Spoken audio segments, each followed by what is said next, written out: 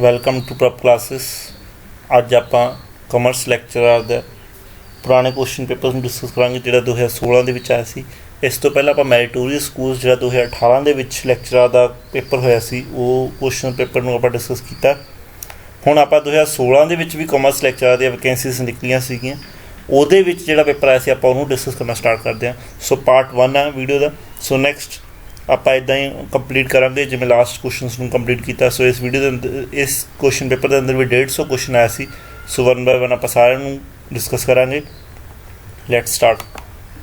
ਹਾਂਜੀ, ਸੋ ਆ ਦੇਖੋ ਆ ਕੁਐਸਚਨ ਪੇਪਰ ਆਇਆ ਸੀਗਾ 2016 ਦੇ ਵਿੱਚ, ਔਰ ਇਹ ਪਾਰਟ 2 ਲਿਖਿਆ ਸੀ ਕੁਐਸਚਨ ਪੇਪਰ 2, ਕਿਉਂਕਿ ਉਸ ਟਾਈਮ ਕੁਐਸਚਨ ਪੇਪਰ 1 ਵੀ ਆਇਆ ਸੀਗਾ, ਪੇਪਰ 1 ਆਇਆ ਸੀ ਅਤੇ ਪੇਪਰ 2 ਆਇਆ ਸੀ। ਜਿਹੜਾ ਪੇਪਰ 1 ਸੀਗਾ ਉਹ ਸੀਗਾ ਰੀਜ਼ਨਿੰਗ, ਮੈਥਮੈਟਿਕਸ, ਐਪਟੀਟਿਊਡ।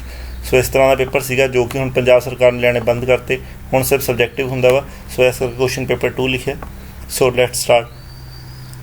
ਸੋ ਫਸਟ ਕੁਐਸਚਨ ਕੀ ਕਹਿੰਦਾ, which of the following does not characteristics of the business activities. ਕਹਿੰਦਾ ਕਿਹੜਾ ਬਿਜ਼ਨਸ ਐਕਟੀਵਿਟੀਜ਼ ਦੀ ਕਰੈਕਟਰਿਸਟਿਕਸ ਨਹੀਂ ਗੀ। ਹੁਣ ਜੇ ਤੁਸੀਂ ਕੁਐਸਚਨ ਨੂੰ ਧਿਆਨ ਨਾਲ ਦੇਖੋ ਤਾਂ production of goods and services business activities the part ਆ, ਰਿਸਕ ਬਿਜ਼ਨਸ ਐਕਟੀਵਿਟੀਜ਼ ਦਾ ਪਾਰਟ ਆ, ਰਿਸਕ ਬਿਨਾਂ ਬਿਜ਼ਨਸ ਨਹੀਂ ਚੱਲਦਾ। Sale and exchange of goods and services basic part activity ਆ ਬਿਜ਼ਨਸ ਦੀ, ਬਟ ਜਿਹੜਾ ਸੈਲਰੀ ਔਰ ਵੇਜਿਸ ਆ ਇਹ ਆਪਣਾ ਬਿਜ਼ਨਸ ਐਕਟੀਵਿਟੀਜ਼ ਦਾ ਪਾਰਟ ਨਹੀਂ ਗਾ। ਸੋ ਇਸ ਕਰਕੇ ਜਿਹੜਾ ਫਸਟ ਦਾ ਆਨਸਰ ਆ ਉਹ ਕੀ ਆ, ਡੀ। ਜਿਹੜਾ ਸੈਲਰੀ ਐਂਡ ਵੇਜਿਸ ਆ ਇਹ ਬਿਜ਼ਨਸ ਐਕਟੀਵਿਟੀਜ਼ ਦਾ ਕਰੈਕਟਰਿਸਟਿਕਸ ਨੂੰ ਨਹੀਂ ਡਿਫਾਈਨ ਕਰਦਾ। Next question second, PSE are organisation owned by the. ਕਹਿੰਦੇ PSE ਆਰਗੇਨਾਈਜੇਸ਼ਨਸ ਕਿਹਨਾਂ ਦੁਆਰਾ ਚਲਾਈ ਜਾਂਦੀ ਆ। ਹੁਣ ਜੇ ਆਪਾਂ ਨੂੰ PSE ਦੀ ਫੁੱਲ ਫਾਰਮ ਪਤਾ ਹੋਊਗੀ ਤਾਂ ਹੀ ਆਪਾਂ ਕੰਮ ਕਰ ਸਕਾਂਗੇ ਕਿ ਇਹ ਆਰਗੇਨਾਈਜੇਸ਼ਨ ਕੀ ਦੁਆਰਾ ਚਲਾਈ ਜਾਂਦੀ ਆ। ਸੋ PSE ਦੀ ਜਿਹੜੀ ਫੁੱਲ ਫਾਰਮ ਆ PSE ਦੀ ਉਹ ਹੈਗੀ ਆ public sector enterprises. So public sector enterprises. ਹੁਣ ਨਾਮ ਕਲੀਅਰ ਆ ਤਾਂ ਆਨਸਰ ਕਲੀਅਰ, ਨਾਮ ਤੋਂ ਕਲੀਅਰ ਹੋ ਜਾਊਗਾ ਪਬਲਿਕ ਸੈਕਟਰ ਐਂਟਰਪ੍ਰਾਈਜ਼ਸ ਕੀ ਦੁਆਰਾ ਚਲਾਈ ਜਾਂਦੀ ਆ, ਗਵਰਨਮੈਂਟ ਦੁਆਰਾ ਚਲਾਈ ਜਾਂਦੀ ਆ। So right answer is B।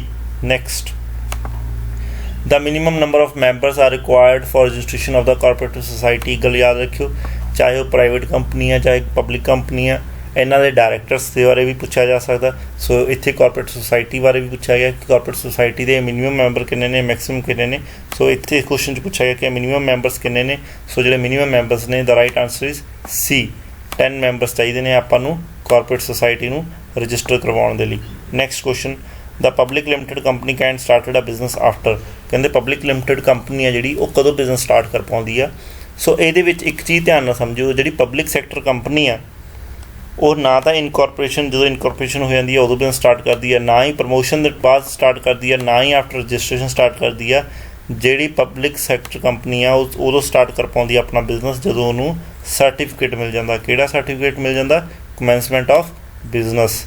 ਸੋ ਜਦੋਂ ਕਮੈਂਸਮੈਂਟ ਆਫ ਬਿਜ਼ਨਸ ਸਰਟੀਫਿਕੇਟ ਮਿਲ ਜਾਂਦਾ ਉਦੋਂ ਪਬਲਿਕ ਸੈਕਟਰ ਕੰਪਨੀ ਆਪਣਾ ਬਿਜ਼ਨਸ ਸਟਾਰਟ ਕਰ ਸਕਦੀ ਆ, ਬਟ ਪ੍ਰਾਈਵੇਟ ਸੈਕਟਰ ਇਸ ਤੋਂ ਪਹਿਲਾਂ ਵੀ ਕਰ ਸਕਦਾ। So here right answer is D। Clear. Next, so here right answer is D। Next question, which the following the type of the business organisation has a separate legal entity. ਕਹਿੰਦੇ ਉਹ ਕਿਹੜੀ business organisation ਹੈ ਜਿਹਦੀ separate legal NTT ਆ। ਹੁਣ ਜੇ ਇਹਦਾ meaning clear ਹੋਊਗਾ, ਆਫਕੋਰਸ ਕਾਮਰਸ ਵਾਲਿਆਂ ਲਈ ਇਹ ਬੇਸਿਕ ਜਿਹਾ ਕੁਐਸਚਨ ਆ। Separate legal entity means owner and a business ਅਲੱਗ ਨੇ। So owner and a business ਅਲੱਗ ਨੇ। ਇਹ ਹਿੰਦੂ ਅਨਡਿਵਾਈਡਡ ਫੈਮਿਲੀ 'ਚ ਨਹੀਂ ਹੁੰਦਾ ਕਿਉਂਕਿ ਕਰਤਾ ਦੀ ਜਿਹੜੀਆਂ ਲਾਇਬਿਲਿਟੀਜ਼ ਨੇ ਉਹ ਅਨਲਿਮਿਟਡ ਹੁੰਦੀਆਂ ਨੇ। ਸੋ ਇਹ ਕਰਤਾ ਹੀ ਓਨਰ ਆਫ ਦਾ ਬਿਜ਼ਨਸ ਹੁੰਦਾ ਅਤੇ ਇਹਦੀ ਕੋਈ ਸੈਪਰੇਟ ਲੀਗਲ ਐਂਟੀਟੀ ਨਹੀਂ ਹੁੰਦੀ। ਪਾਰਟਨਰਸ਼ਿਪ ਦੇ ਅੰਦਰ ਵੀ ਪਾਰਟਨਰਸ ਹੈਵਿੰਗ ਆ ਅਨਲਿਮਿਟਡ ਲਾਇਬਿਲਿਟੀਜ਼, ਇਹਦੇ ਅੰਦਰ ਵੀ ਨਹੀਂ ਹੁੰਦਾ। ਸੋ ਜਿਹੜਾ ਰਾਈਟ ਆਨਸਰ ਆ ਉਹ ਕਹਿੰਦਾ joint stock company. Reliance company ਅਤੇ ਅੰਬਾਨੀ ਇਹ ਬੈਸਟ ਐਗਜ਼ਾਮਪਲ ਆ, ਸਭ ਨੂੰ ਪਤਾ ਰਿਲਾਇੰਸ ਕੰਪਨੀ ਬਾਰੇ ਔਰ ਅੰਬਾਨੀ ਬਾਰੇ। So they having a separate legal entity. Reliance company ਦੀ ਆਪਣੀ ਪਹਿਚਾਣ ਆ, ਅੰਬਾਨੀ ਦੀ ਆਪਣੀ ਆ। So right answer is C। Clear. So C ਦਾ ਰਾਈਟ ਆਨਸਰ 5th ਕੁਐਸਚਨ ਦਾ। ਨੈਕਸਟ ਕੁਐਸਚਨ ਕੀ ਕਹਿੰਦਾ the registration is not essential in a case of. ਕਹਿੰਦੇ ਰਜਿਸਟ੍ਰੇਸ਼ਨ ਕਿਹੜੇ ਅੰਡਰ ਜ਼ਰੂਰੀ ਨਹੀਂ ਗੀ। ਜੇ ਤੁਹਾਨੂੰ ਯਾਦ ਹੋਵੇ ਕੰਪਨੀ ਐਕਟ ਆ 1956, ਹੁਣ 2013 ਹੋ ਗਿਆ। ਕੋਆਪਰੇਟਿਵ ਸੁਸਾਇਟੀ ਆ 1912 ਹੈ ਨਾ। ਕੋਆਪਰੇਟਿਵ ਆਰਗੇਨਾਈਜੇਸ਼ਨਸ ਵੀ ਰਜਿਸਟਰ ਹੁੰਦੀਆਂ ਨੇ, ਬਟ ਜਿਹੜਾ ਰਾਈਟ ਆਨਸਰ ਆ ਜਿਹੜਾ ਨਾਟ ਅਸੈਂਸ਼ੀਅਲ ਪੁੱਛਿਆ, ਜਿਹੜਾ ਨਾਟ ਅਸੈਂਸ਼ੀਅਲ ਆ ਉਹਦਾ ਜਿਹੜਾ ਰਾਈਟ ਆਨਸਰ ਆ ਰਜਿਸਟ੍ਰੇਸ਼ਨ ਕਿਹਦੇ ਵਿੱਚ ਨਹੀਂ ਜ਼ਰੂਰੀ, ਉਹ ਹੈਗਾ business of Hindu undivided family. So right answer is D। Clear. ਜਿਹੜਾ ਰਾਈਟ ਆਂਸਰ ਆ ਉਹ ਕੀ ਆ डी ਆ।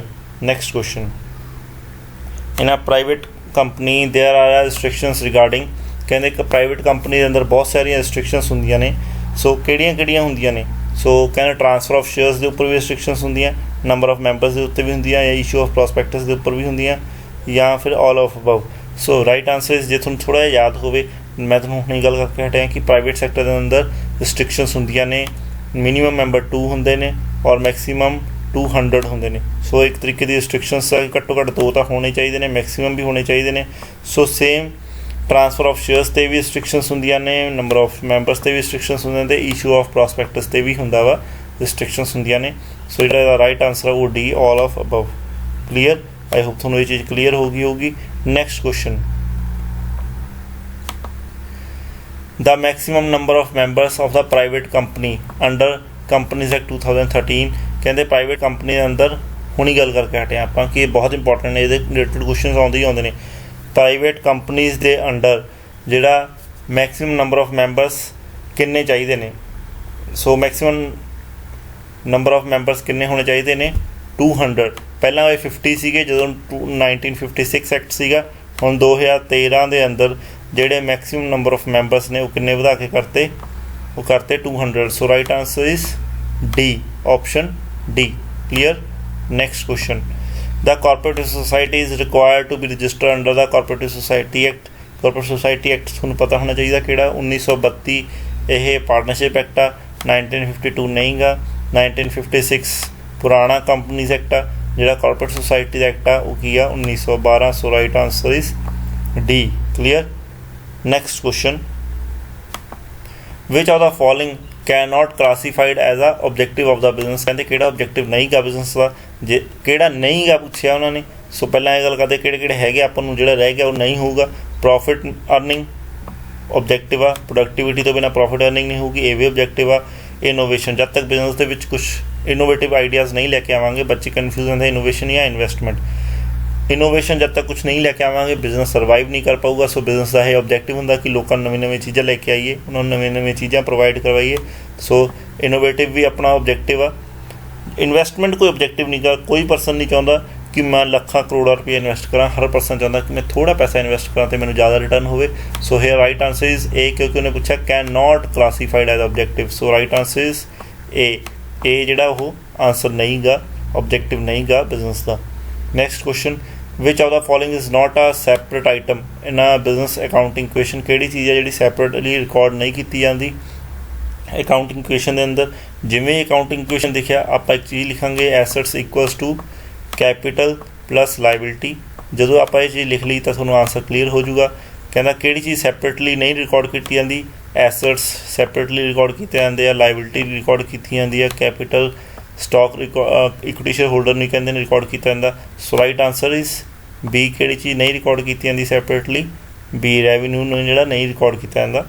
और इनडायरैक्टली आप कैपिटल प्रॉफिट ऐड कर दें तो उधर अपना कैश बड़ा सेल हुई है, जिम्मे का भी प्रॉफिट्स होया आप एसेट साइड भी ऐड कर दें।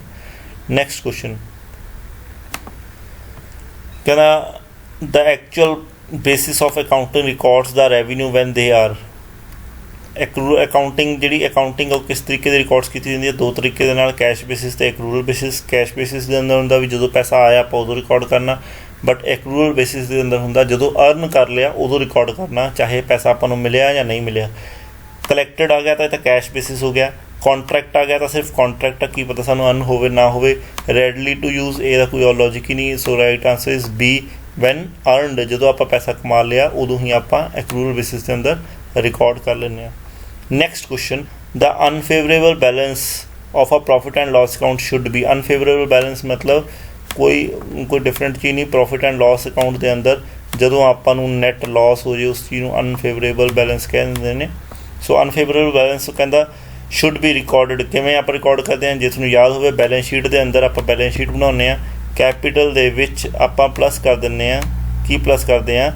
प्रॉफिट ऐड करते हैं जोड़ा कि नैट प्रॉफिट होंदा। जे लॉस होगा तो उन्होंने माइनस कर देंगे।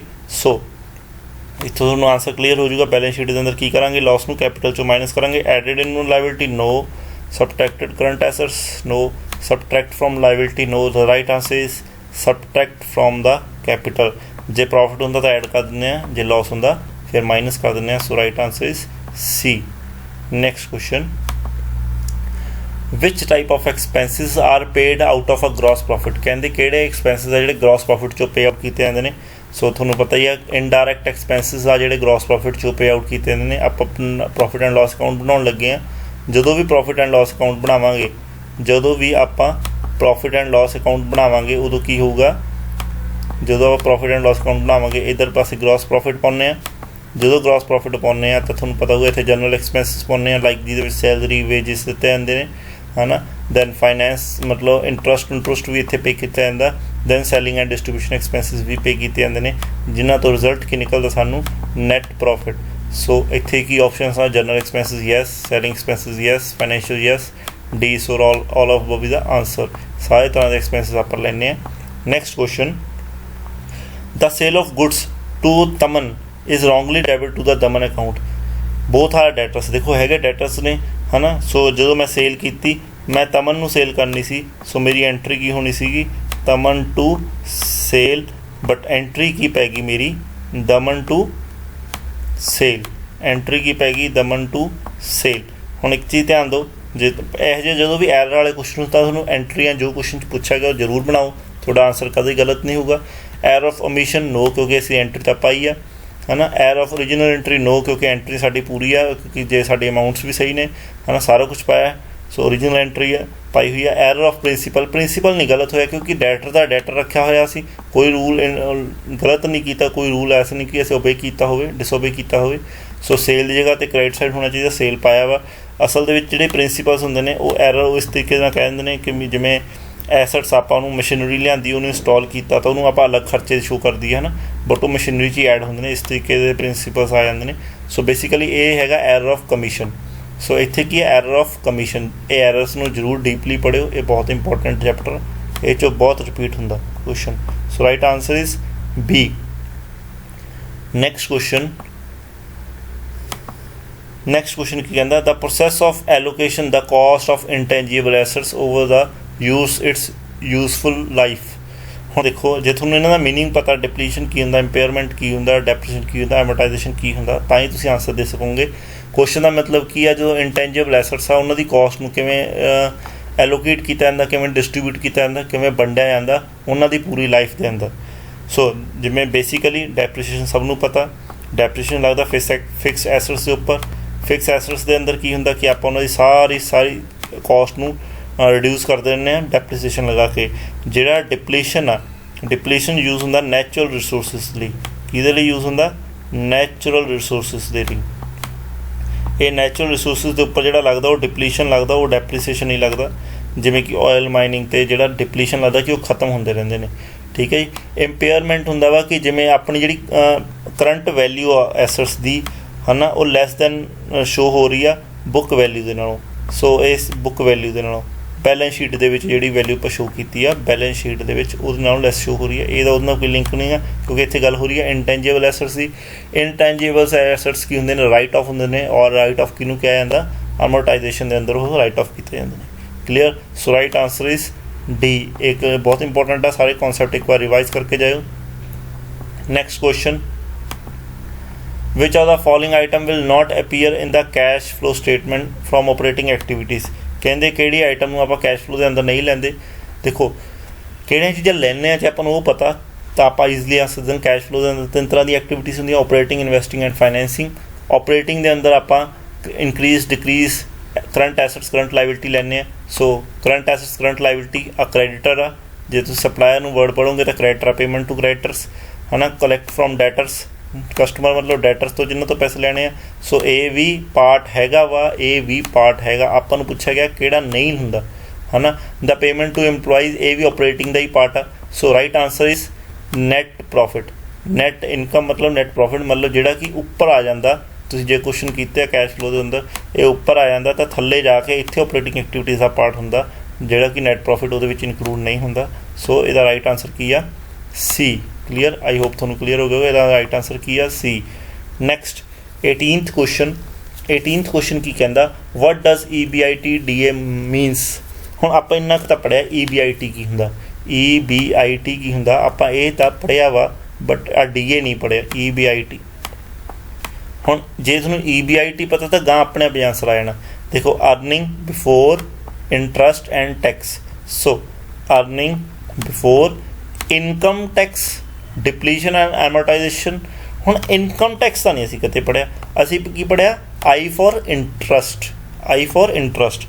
ਇਹਦਾ मतलब ਇਹ नहीं हो सकता। वैसे भी आप ਹੁਣੀ पढ़ के हटे जो डिप्लीशन आ, डिप्लीशन ऑयलिंग माइनिंग में किया जाता ना, ऑयल माइनिंग के लिए नैचुरल रिसोर्सिस लिए, सो ये तो बिल्कुल ही नहीं हो सकता।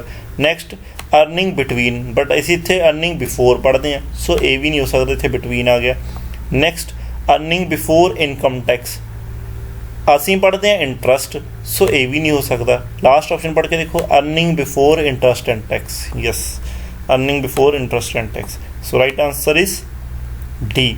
सो क्लीयर, आई होप थोड़ी चीज़ समझ लग गई होगी। नैक्सट क्वेश्चन पेपर बहुत सौखा आया हुआ सीगा, इसे करके इस पेपर की भी जी मैरिट है वो बहुत हाई गई सी। Next how is working capital calculated, कहते वर्किंग कैपिटल किमें कैलकुलेट की जाती है, और सबनों पता वर्किंग कैपिटल कैलकुलेट की जाती है करंट एसैट्स और माइनस करंट लाइबिलिटी, सबनों इन्ना की पता। और जो थोड़ा जिहा डीपली एनालाइज करोगे, इन्ना सौखा पेपर के कदे भी नहीं पूछते, जो थोड़ा जिहा डीपली एनालाइज करोगे तो थोड़ा आ फॉर्मूले एक चीज़ लभूगी, current assets minus current liability. Balance sheet में थोड़ा जिहा बनाओ तो थोड़ा समझ लग जूगा। उपर अपनी कैपिटल आ जाती है, लॉन्ग टर्म लाइबिलिटीज़ आ जाती, मैं LL लिखन लग गया, लैन आ जाती करंट लाइबिलिटीज़, और इधरले पासे आ जाते फिक्स एसैट्स और करंट एसैट्स। हुण देखो, हुण जे तुसीं इस चीज़ ध्यान नाल समझोगे तो थोड़ा आंसर आ जाऊगा। वर्किंग कैपिटल की होंदी है current assets minus current liability, जो सबनों पता। फिक्स एसैट्स प्लस करंट एसैट्स ये नहीं हो सकता, क्योंकि ये तो एसैट साइड होगी सारी, बट असीं इत्थे लाइबिलिटीज़ नूं भी कंसीडर करना। शेयर होल्डर इक्विटी फंड और long term debts plus fix assets, कहते इन्हां दोनों नूं प्लस कर दो तो तुहाडा आंसर आ जाऊगा। नहीं, सानूं तो करंट एसैट्स करंट लाइबिलिटी चाहिए ने, इन्हां नूं प्लस करके साडा आंसर नहीं आऊगा। So next fix assets minus current assets, कहते जे इन्हां नूं आपस च माइनस कर दईए तो अपनी की वर्किंग कैपिटल आ जाऊ। नो, वर्किंग कैपिटल होंगी साड़ी डे टू डे खर्चों और लाइबिलिटीज़ पे आउट करने की। सो नैक्सट ए पढ़ के देखो, सो आ तिने ऑप्शनस नहीं रह की गया ए, share holder equity fund minus fix assets. कहता जे इनू ए विचों माइनस कर दिता जाए तो की बचूगा, जो बच गया वो करंट एसैट्स करंट लाइबिलिटी का पार्ट ही बचूगा। So right answer is A. Clear, I hope थोड़ा ये क्लीयर हो गया होगा। Next how is interest coverage ratio calculated, कहते इंटरस्ट कवरेज रेशो किमें कैलकुलेट की जाती है। पहली गल इसका मीनिंग समझो कि असी इंटरस्ट नूं कितना कवर पा रहे हैं जिवें अपने प्रॉफिट्स आ, मान लो मेरा इंटरस्ट 10 रुपये है, 20 रुपीज़ है, मेरा इंटरस्ट है 20 रुपीज़, आप लिख कर दें मेरा इंटरस्ट है 20 रुपीज़ और मेरी इनकम हो रही है 100। सो जे तुसीं इस चीज़ नूं ध्यान देखोगे तो मैं इंटरस्ट मेरी कवरेज रेशो की है 5 टाइम्स, मेरी इंटरस्ट कितनी बार कवर हो रहा अपने अर्निंग चों 5 टाइम्स। हुण इत्थे फॉर्मूले देखना स्टार्ट करो, net income divided by expenses no, share holder no, long term no. इत्थे देखो ऑपरेटिंग इनकम, मेरा ऑपरेटिंग इनकम कितनी सी 100 before interest and tax divided by interest expenses, मेरे खर्चे कितने पै रहे हैं 20 रुपये, सो 5 टाइम्स हो रहा। सो इंटरस्ट कवरेज रेशो ये फॉर्मूला वा रेशो चैप्टर चो आया, ये तुसीं डायरैक्टली फॉर्मूला भी याद कर लूँगे तो ईजिली समझ लग जूगा। नैक्सट अपॉर्चुनिटी कॉस्ट, हाँ जी ये अपॉर्चुनिटी कॉस्ट वाला क्वेश्चन 2018 ਦੇ ਵਿੱਚ मैरिटोरियस एग्जाम ਦੇ ਵਿੱਚ भी आया, ये बहुत इंपॉर्टेंट टॉपिक, ये ਤੁਹਾਨੂੰ पता होना चाहिए। सो अपॉर्चुनिटी कॉस्ट जिन्होंने 2018 का मैरिटोरियस का पेपर सुनिया सी वो ईजिली आंसर दे देंगे, इतने जस्ट वर्डिंग घुमाई हुई है। अपॉर्चुनिटी कॉस्ट की होंगी है जो आप एक ऑप्शन की बजाय दूसरी नूं सिलेक्ट करते हैं, ये अपॉर्चुनिटी कॉस्ट आ। सो द डिफरेंस बिटवीन, इतने डिफरेंस की गल नहीं होनी, इतने कट कर दो इनू। Second the cost is saved, इतने सेव्ड की गल नहीं होनी क्योंकि not adopting a given alternative, कहते एक नूं मतलब अडोप्ट कर लिया दूसरे नहीं किया, कोई सेविंग की गल नहीं। The cost continue to be incurred even when they no activity, ये तो गल कर रहा वा कि जोड़े सानू खर्चे पैंदे रहंदे ने, फिक्स कॉस्ट पैंती है, उसकी गल भी नहीं करनी। असी गल करनी है द बेनीफिट फॉरगॉन मतलब सानू त्यागना पिया, देखो थले लिखा भी हुआ त्यागया गया फ़ायदा, असी एक फ़ायदा त्याग दिंदे आ जो असी दूसरा विकल्प सिलेक्ट करते हैं। सपोज करो मैनू एक जॉब मिल रही है 11,000 रुपये की, तो एक जॉब मिल रही है 11,500 रुपये की। सो बट आ जी 11,500 वाली जॉब है मेरी दूर मिलगा, सो बट 11,000 वाली जॉब मैनू ईजिली नेड़े मिल रही है। सो जे मैं इसनूं नहीं अडोप्ट करता तो आह मेरी अपॉर्चुनिटी कॉस्ट आ। क्लीयर, ਜਦੋਂ ਆਪਾਂ ਇੱਕ ਆਪਸ਼ਨ ਨੂੰ ਛੱਡ ਦਿੰਦੇ ਹਾਂ दूसरी ਆਪਸ਼ਨ ਨੂੰ ਸਿਲੈਕਟ ਕਰ ਲੈਂਦੇ ਹਾਂ ਉਸ ਚੀਜ਼ ਨੂੰ ਓਪਰਚੁਨਿਟੀ ਕਾਸਟ ਕਹਿੰਦੇ ਨੇ ਤੇ ਅੱਗੇ ਆ ਗਿਆ ਫਾਇਦਾ ਮਤਲਬ 10,500 ਕੀ ਆ ਮੇਰਾ opportunity cost. Next question so here right answer is B clear. Next question the using the marginal costing method. Marginal costing method ये गल याद रखे कॉस्ट अकाउंटिंग दे विचों आया अपनी ग्रैजुएशन च क्वेश्चन आया होया वा कॉस्ट अकाउंटिंग दे विचों। So contribution is equals to contribution किहदे बराबर हुंदा कंट्रीब्यूशन दे बहुत सारे फॉर्मूले ने सो इन्हां थोड़ा रिवाइज जरूर करो। इत्थे इस क्वेश्चन के according contribution equals to selling price या sale value minus fixed cost. जो आप वेरीएबल कॉस्ट माइनस कर दें अपने सेल वैल्यू चों तो अपनी जी अपना आंसर आ जाता उन्होंने कंट्रीब्यूशन कहते हैं। सो इतने पूछा sale revenue minus variable cost. So इस चीज़ को याद रखे इंपॉर्टेंट क्वेश्चन है बहुत बार आता है कंट्रीब्यूशन वाले चैप्टर चों ब्रेक इवन पॉइंट चों ये बहुत क्वेश्चन आते हैं। So here right answer is 22 the C. Next question the share holder wealth in a firm is represented by the कहना शेयर होल्डर वेल्थ की होंगी है। पहली गल तो यह समझो शेयर होल्डर कैपिटल भी होंगी है वैल्थ भी होंगी थोड़ा डिफरेंस है। कैपिटल वो जो पार्टनर्स ने पैसा इन्वेस्ट किया वैल्थ वो जो पार्टनर्स नू फ्यूचर दे विच अर्निंग होगी उस चीज़ वैल्थ कहते हैं। So number of people employed ਇਹਦਾ कोई ये लिंक नहीं गा। Book value assets minus liability इसका कोई लिंक नहीं गा। The amount of salary paid to employees इसका सैलरी का कोई लिंक नहीं। शेयर होल्डर वेल्थ ना लिंक किस चीज़ ना market price per share of the common stock मतलब इक्विटी शेयर्स की जी मार्केट वैल्यू आ फ्यूचर दे विच वधदी आ उस चीज़ वो कंपनी की शेयर होल्डर की वैल्थ नू डिफाइन करती है। Clear market price per share. Next question so here right answer is D clear. Next question कहता the long term objective of the financial management. Long term objective की है financial management का long term financial objective किया maximisation earning per share maximisation value of the common stock. So maximisation ROI maximisation of market run.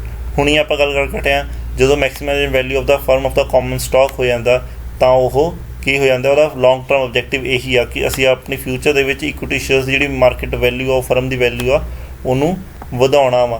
Clear. So next answer clear. I hope इसका answer clear होगा। Right answer is B.